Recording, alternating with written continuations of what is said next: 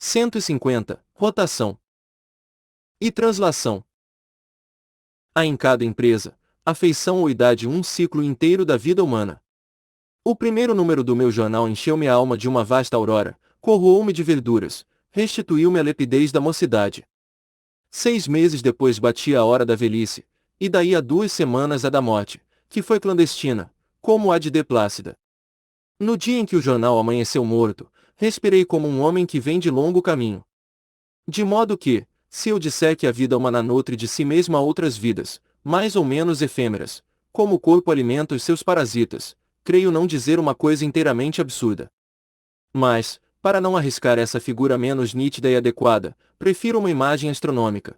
O homem executa a roda do grande mistério, um movimento duplo de rotação e translação, tem os seus dias, desiguais como os de Júpiter, e deles compõe o seu ano mais ou menos longo. No momento em que eu terminava o meu movimento de rotação, concluía Logo Neves o seu movimento de translação. Morria com o pé na escada ministerial.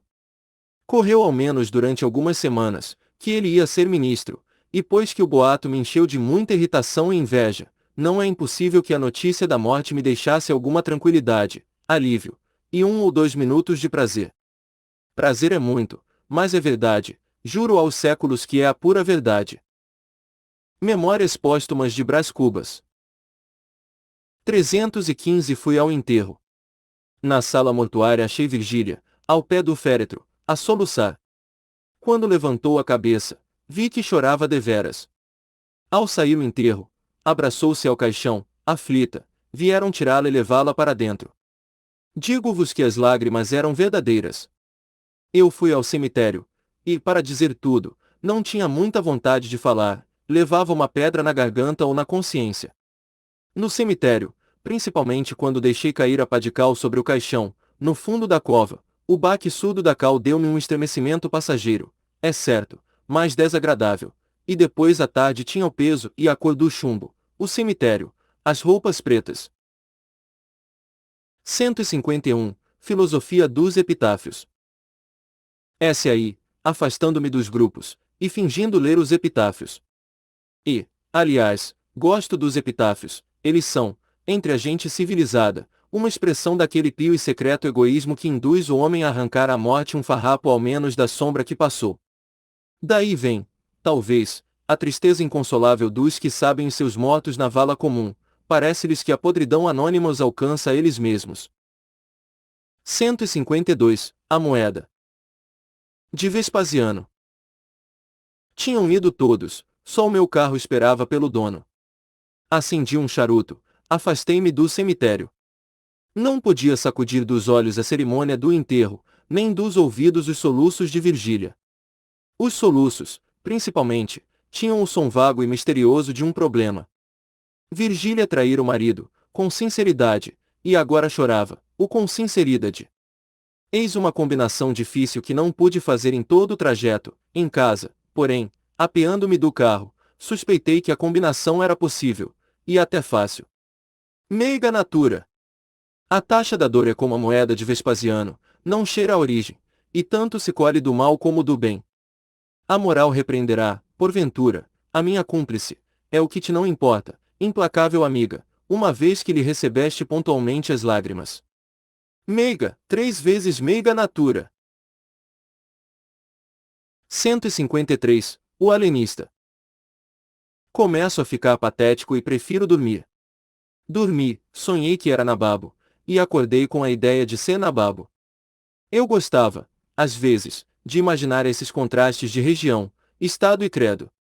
Alguns dias antes tinha pensado na hipótese de uma revolução social, religiosa e política, que transferisse o arcebispo de Cantuária a simples coletor de Petrópolis, e fiz longos cálculos para saber se o coletor eliminaria o arcebispo, ou se o arcebispo rejeitaria o coletor, ou que porção de arcebispo pode jazer num coletor, ou que soma de coletor pode combinar com o arcebispo, etc. Questões insolúveis, aparentemente, mas na realidade perfeitamente solúveis, desde que se atenda que pode haver num arcebispo 2 arcebispos, o da bula e o outro. Está dito, vou ser nababo. Era um simples gracejo, disse-o, todavia, ao Quincas Borba, que olhou para mim com certa cautela e pena, levando a sua bondade a comunicar-me que eu estava doido. Ri-me a princípio, mas a nobre convicção do filósofo incutiu-me certo medo. A única objeção contra a palavra do Quincas Borba é que não me sentia doido, mas não tendo geralmente os doidos outro conceito de si mesmos, tal objeção ficava sem valor. E vede-se algum fundamento na crença popular de que os filósofos são homens alheios às coisas mínimas. No dia seguinte, mandou-me o Quincas Borba um alienista. Conhecia-o, fiquei aterrado. Ele, porém, ouve-se com a maior delicadeza e habilidade. Memórias póstumas de Brás Cubas. 319 despedindo-se tão alegremente que me animou a perguntar e se deveras me não achava doido. Não, disse ele sorrindo, raros homens terão tanto juízo como o senhor. Então o Quincas Borba enganou-se redondamente. E depois, ao contrário, se é amigo dele peço-lhe que o distraia aqui os justos céus. Parece-lhe um homem de tamanho espírito, um filósofo. Não importa, a loucura entra em todas as casas. Imaginem a minha aflição. O alienista, vendo o efeito de suas palavras, reconheceu que eu era amigo do Quincas Borba, e tratou de diminuir a gravidade da advertência.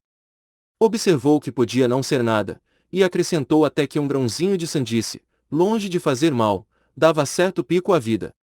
Como eu rejeitasse com horror esta opinião, o alienista sorriu e disse-me uma coisa tão extraordinária, que não merece menos de um capítulo. 154. Os navios do Pireu. Há de lembrar-se, disse-me o alienista, daquele famoso maníaco ateniense, que supunha que todos os navios entrados no Pireu eram de sua propriedade. Não passava de um pobretão, que talvez não tivesse, para dormir, a cuba de Diógenes, mas a posse imaginária dos navios valia por todas as dracmas da Hélade. Ora bem, há em todos nós um maníaco de Atenas, e quem jurar que não possuiu alguma vez, mentalmente, 2 ou 3 patachos, pelo menos, pode crer que jura falso. Também o senhor? Perguntei-lhe. Também eu. Também eu. Também o senhor, e o seu criado, não menos, se é seu criado esse homem que ali está sacudindo os tapetes à janela. De fato, era um dos meus criados que batia os tapetes, enquanto nós falávamos no jardim, ao lado. O alienista notou então que ele escancarara as janelas todas deste longo tempo, que alçara as cortinas, que devassaram o mais possível a sala, ricamente alfaiada, para que a vissem de fora, e concluiu. Este seu criado tem a mania do ateniense, crê que os navios são dele, uma hora de ilusão que lhe dá a maior felicidade da terra. 155. Reflexão cordial. Se o alienista tem razão, disse eu comigo, não haverá muito que lastimar o Quincas Borba, é uma questão de mais ou de menos. Contudo, é justo cuidar dele, e evitar que lhe entre no cérebro maníacos de outras paragens. 156. Orgulho da servilidade. Quincas Borba divergiu do alienista em relação ao meu criado. Pode-se, por imagem, disse ele, atribuir ao teu criado a mania do ateniense, mas imagens não são ideias nem observações tomadas à natureza. O que o teu criado tem é um sentimento nobre e perfeitamente regido pelas leis do humanitismo, é o orgulho da servilidade. A intenção dele é mostrar que não é criado de qualquer. Depois chamou a minha atenção para os cocheiros de casa grande, mais impertigados que o amo, para os criados de hotel, cuja solicitude obedece às variações sociais da freguesia, etc. E concluiu que era tudo a expressão daquele sentimento delicado e nobre, prova cabal de que muitas vezes o homem, ainda a engraxar botas, é sublime. 157. A frase brilhante. Sublime és tu, bradei eu, lançando-lhe os braços ao pescoço. Com efeito, era impossível crer que um homem tão profundo chegasse à demência, foi o que lhe disse após o meu abraço, denunciando-lhe a suspeita do alienista. Não posso descrever a impressão que lhe fez a denúncia, lembra-me que ele estremeceu e ficou muito pálido. Foi por esse tempo que eu me reconciliei outra vez com o Cotrim, sem chegar a saber a causa do dissentimento. Reconciliação oportuna, porque a solidão pesava-me, e a vida era para mim a pior das fadigas, que é a fadiga sem trabalho. Pouco depois fui convidado por ele a filiar-me numa ordem terceira, o que eu não fiz sem consultar o Quincas Borba. Vai, se queres, disse-me este, mas temporariamente. Eu trato de anexar à minha filosofia uma parte dogmática e litúrgica. O humanitismo há de ser também uma religião, a do futuro, a única verdadeira. O cristianismo é bom para as mulheres e os mendigos, e as outras religiões não valem mais do que essa. Ou são todas pela mesma vulgaridade ou fraqueza. O paraíso cristão é um digno êmulo do paraíso muçulmano, e quanto ao nirvana de Buda não passa de uma concepção de paralíticos. Verás o que é a religião humanística. A absorção final, a fase. Memórias póstumas de Brás Cubas. 324 Contrativa, é a reconstituição da substância, não o seu aniquilamento, etc. Vai aonde te chamam, não esqueças, porém, que és o meu califa. E vede agora a minha modéstia, filiei-me na ordem terceira de asterisco asterisco asterisco, exerci ali alguns cargos, foi essa a fase mais brilhante da minha vida. Não obstante, calo-me, não digo nada, não conto os meus serviços, o que fiz aos pobres e aos enfermos, nem as recompensas que recebi, nada, não digo absolutamente nada. Talvez a economia social pudesse ganhar alguma coisa, se eu mostrasse como todo e qualquer prêmio estranho vale pouco ao lado do prêmio subjetivo e imediato, mas seria romper o silêncio que jurei guardar neste ponto. Demais, os fenômenos da consciência são de difícil análise. Por outro lado, se contasse um, teria de contar todos os que a ele se prendessem, e acabava fazendo um capítulo de psicologia. Afirmo somente que foi a fase mais brilhante da minha vida. Os quadros eram tristes, tinham a monotonia da desgraça, que é tão aborrecida como a do gozo. E talvez pior. Mas a alegria que se dá à alma dos doentes e dos pobres, é recompensa de algum valor, e não me digam que é negativa, por só recebê-la obsequiado. Não, eu recebia-a de um modo reflexo, e ainda assim grande, tão grande que me dava excelente ideia de mim mesmo. 158, 2 encontros. No fim de alguns anos, 3 ou 4, estava enfarrado do ofício, e deixei-o, não sem um donativo importante, que me deu direito ao retrato na sacristia. Não acabarei, porém, o capítulo sem dizer que vi morrer no hospital da ordem, adivinhem quem? A linda Marcela, e vi-a morrer no mesmo dia em que, visitando um cortiço, para distribuir esmolas, achei. Agora que não são capazes de adivinhar, achei a flor da moita, Eugênia, a filha de Deusébia e do Vilaça, tão coxa como a deixará, e ainda mais triste. Esta, ao reconhecer-me, ficou pálida, e baixou os olhos, mas foi obra de um instante. Ergueu logo a cabeça, e fitou-me com muita dignidade. Compreendi que não receberia esmolas da minha algibeira, e estendi-lhe a mão, como faria a esposa de um capitalista. Cortejou-me e fechou-se no cubículo. Nunca mais a vi, não soube nada da vida dela, nem se a mãe era morta, nem que desastre a trouxera tamanha miséria. Sei que continuava coxa e triste. Foi com esta impressão profunda que cheguei ao hospital, onde Marcela entrara na véspera, e onde a vi expirar meia hora depois, feia, magra, decrépita. 159, semidemência. Compreendi que estava velho, e precisava de uma força, mas o Quincas Borba partirá 6 meses antes para Minas Gerais, e levou consigo a melhor das filosofias. Voltou 4 meses depois, e entrou-me em casa, certa manhã, quase no estado em que eu o vira no passeio público. A diferença é que o olhar era outro. Vinha demente. Contou-me que, para o fim de aperfeiçoar o humanitismo, queimara o manuscrito todo e ia recomeçá-lo. A parte dogmática ficava completa, embora não escrita, era a verdadeira religião do futuro. Juras por humanitas? Perguntou-me. Sabes que sim. A voz mal podia sair-me do peito, e aliás não tinha descoberto toda a cruel verdade. Quincas Borba não só estava louco, mas sabia que estava louco, e esse resto de consciência, como uma frouxa lamparina no meio das trevas, complicava muito o horror da situação. Sabia-o, e não se irritava contra o mal, ao contrário, dizia-me que era ainda uma prova de humanitas.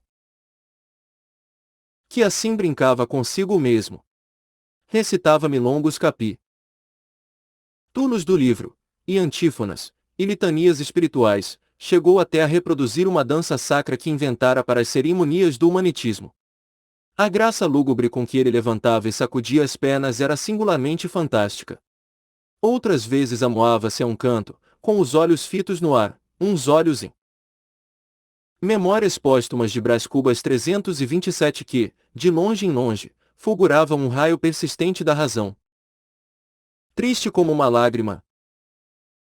Morreu pouco tempo depois, em minha casa, jurando-e repetindo sempre que a dor era uma ilusão, e que Pangloss, caluniado Pangloss, não era tão tolo como supôs Voltaire. 160. Das negativas. Entre a morte do Quincas Borba e a minha, mediaram os sucessos narrados na primeira parte do livro. O principal deles foi a invenção do emplasto Brás Cubas, que morreu comigo, por causa da moléstia que apanhei. Divino emplasto, tu me darias o primeiro lugar entre os homens, acima da ciência e da riqueza, porque eras a genuína e direta inspiração do céu. O caso determinou o contrário, e aí vos ficais eternamente hipocondríacos. Este último capítulo é todo de negativas.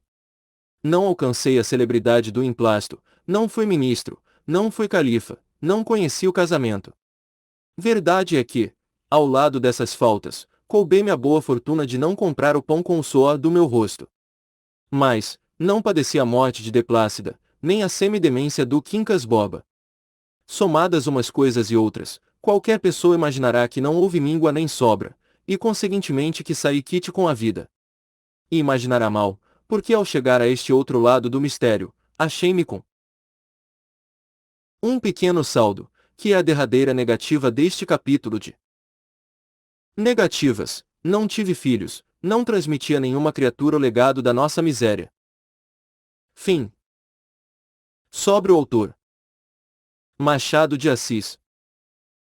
A obra de Joaquim Maria Machado de Assis tem interessado cada vez mais as novas gerações. A reedição deste livro mostra a potência de uma escrita que tem ganhado um lugar fundamental entre os maiores escritores que já tivemos. E isso se deve a leituras de críticos, como João César de Castro Rocha, que tem tomado a relação dos textos com o presente de leitura como elemento fundamental para renovar a leitura das obras do autor. A obra de Machado de Assis é múltipla e abrange a crítica, a poesia, o teatro, a crônica, o conto e os romances. Escreveu sua primeira peça de teatro em 1860, Hoje Avental, Amanhã Luva, e publicou seu primeiro livro de poesia, Crisálidas, em 1864. Escreveu e publicou muitos livros de poesia e peças de teatro. Também foi profícuo na publicação de críticas, das quais podemos destacar os muito conhecidos Instinto de Nacionalidade, O Ideal do Crítico e Essa de Queiroz, O Primo Basílio. Destacou-se como um grande cronista com crônicas publicadas em jornais e revistas, depois reunidas em livros como Aquarelas, A Reforma pelo Jornal, O Jornal e o Livro, Balas de Estalo, Bons Dias, entre muitos outros. A sua produção de contos está reunida nos livros Contos Fluminenses, Histórias da Meia-Noite, Papéis Avulsos, Histórias. Memórias Póstumas de Brás Cubas. 330 sem data, várias histórias, páginas recolhidas e relíquias de Casa Velha. O seu primeiro romance foi Ressurreição, publicado em 1872, seguido de A Mão e a Luva, Helena e Aya Garcia, considerados pela crítica como obras da sua primeira fase. Memórias Póstumas de Brás Cubas inicia uma nova fase na produção do autor. Em seguida, publicou Quincas Borba, Dom Casmurro, Esaú e Jacó e Memorial de Aires. Foi eleito, em 1897, presidente da Academia Brasileira de Letras, da qual foi um dos fundadores, em 1896. Machado de Assis nasceu em 1839, no Rio de Janeiro, e faleceu na mesma cidade, em 1908. Memórias Póstumas de Brás Cubas. 331 sobre os organizadores deste volume. Silvana Oliveira. Professora associada do Departamento de Estudos da Linguagem da Universidade Estadual de Ponta Grossa, tem pós-doutorado em Literatura Comparada pela Universidade do Estado do Rio de Janeiro, doutorado em Teoria e História Literária pela Unicamp e mestrado em Estudos Literários pela Universidade Federal do Paraná. Atualmente é diretora do setor de Ciências Humanas, Letras e Artes da Universidade Estadual de Ponta Grossa. Valdir Prigol. Professor da Universidade Federal da Fronteira Sul, UFFS. Atua na graduação em Letras e no programa de pós-graduação em Estudos Linguísticos. Tem doutorado em Teoria Literária pela Universidade Federal de Santa Catarina, UFSC. Coordena o projeto Metáforas da Leitura da Crítica. Publicou os livros Leituras do Presente e Como Encontrar-se e Outras Experiências através da leitura de textos de literários e organizou Por uma Esquizofrenia Produtiva, da Prática à Teoria e Leituras Desauratizadas, Tempos Precários, Ensaios Provisórios, os 2 livros com textos de João César de Castro Rocha, e Literatura e Ciências Sociais, Exercício de Diálogos e Contrastes, com Silvano Oliveira e João César de Castro Rocha.